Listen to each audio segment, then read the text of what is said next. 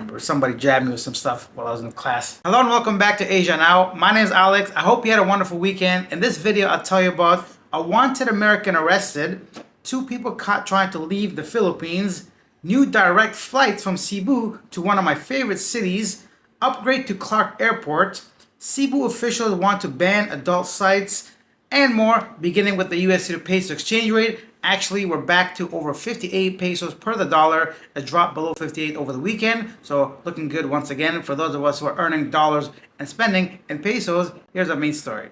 Phuket, Thailand authorities confirmed the arrest of Donald Ray, a U.S. national, at a restaurant on Takwapa Road. Ray is accused of illegally operating a business in a sector restricted to Thai nationals. Officials suspect that he used Thai national to manage the business, an offense under list number 3 of foreign businesses, which aims to protect its Thai citizens from foreign competition in certain industries, I guess restaurant being one of them. The arrest came after a tip-off from an informant, and Ray reportedly acknowledged his identity and accepted the charges upon being detained. Authorities have not disclosed specific details about the nature of the business, though local sources suggest he may have been the de facto owner of an entertainment establishment. The case raises speculations about the role of the informant, potentially a Thai business associate who may have initially facilitated the venture. Ray has been handed over to the police for further investigation. Okay, so this is quite common actually. This is why it's very important to be very sure about who your business partners are whenever dealing with anybody in Asia or any other country that's not your own.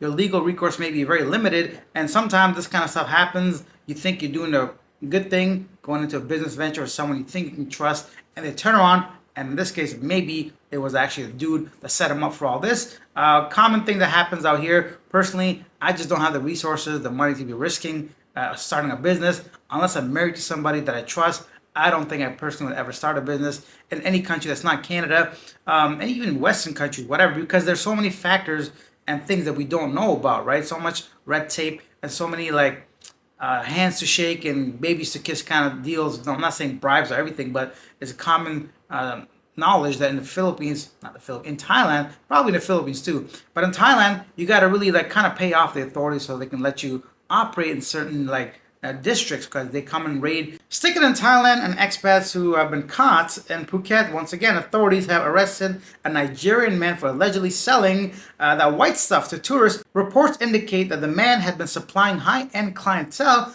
with police seizing substances and other incriminating items from his possession. Another man arrested for dealing with that kind of stuff in Asia. And quickly, a 56-year-old Turkish tourist in Pattaya, Thailand, fell victim to theft after bringing a woman to his hotel room on Valentine's Day. While he was showering, the woman disappeared, taking 4,000 baht and $600. The tourist reported the incident to the police, who have launched an investigation to track down the suspect.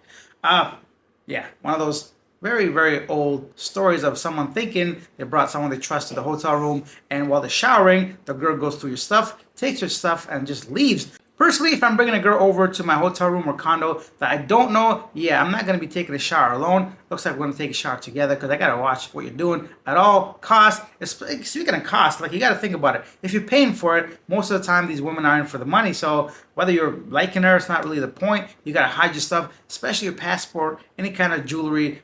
Bring that stuff in the toilet, bro. Bring it in the shower. Let's go to the Philippines. Dengue fever. So the Quezon City government declared a dengue outbreak following the passing of 10 individuals in recent months. According to the city's dengue surveillance data, 1,708 cases were recorded from January to February 13th. Children and adolescents aged 1 to 20 years old are the most vulnerable to this disease. Symptoms of the mosquito-borne disease included with high fever, severe headache and dizziness, vomiting, and rashes. Health officials urged the public to seek medical attention at the first sign of illness to prevent severe complications. Yeah, dengue fever is a serious concern in a lot of tropical countries. I think 8 more regions are going to go ahead and declare an emergency as well, not just Quezon City. They were going around with smoke and trying to, I don't know what they do. I'm not a scientist or someone that knows how they manage this stuff. So there's a lot of passing away. Actually, I'm here in Laos, is the only country where I've seen noticeable amount of mosquitoes. The first night I had to come in here and just swat them away. So it's I guess a lottery kind of thing. You hope that nothing happens to you, but it's a possibility. Let me know, because dengue is common, I believe. I know people get it. So if you ever had it, how was the experience? What did you go through? How did you handle it?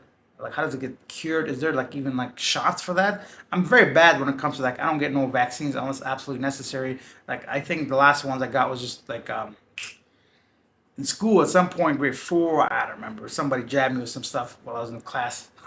Anyways, let's not get into all that. Let's go on to our next story. Next up, global investors appear to have lost their appetite for the Philippines as total foreign investment significantly declined by 39% last year, sharply contrasting the substantial investment in 2023. Now, that's a huge drop, almost 40%. Let's say almost half even of the investment they had the previous year.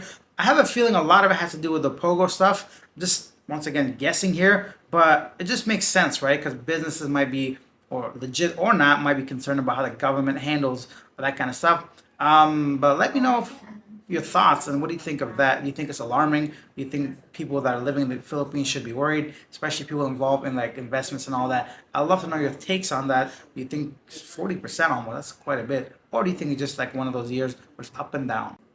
And then the Cebu Council has urged operators of the city-initiated public Wi-Fi services to block access to adult content websites. So right now in Cebu City, multiple barangays and neighborhoods are going to get free Wi-Fi. Now officials are saying to those providers to go ahead and please block that content. I find that, I don't know, is it even effective? You know what I mean? Like, unless younger people that have no knowledge of like how VPNs work, for example, or more than just one adult site. There's ways around it, trust me. So if somebody's looking for it, they'll find it. So, but I guess it doesn't hurt since the Philippines spend the most time, or according to Hub anyways, that they spend the most time on adult websites. So yeah, kind of interesting. Cebu is getting another boost in travel and tourism following Philippines Airlines upcoming route connecting Cebu and Ho Chi Minh, Vietnam. Starting May 2nd, hey-oh, you can go directly from Ho Chi Minh to Cebu City, skipping Manila, which is wonderful. Talking about skipping Manila, specifically Naya, let's go to the Clark Airport. Clark International Airport Corporation said air traffic management at the Clark International Airport will further improve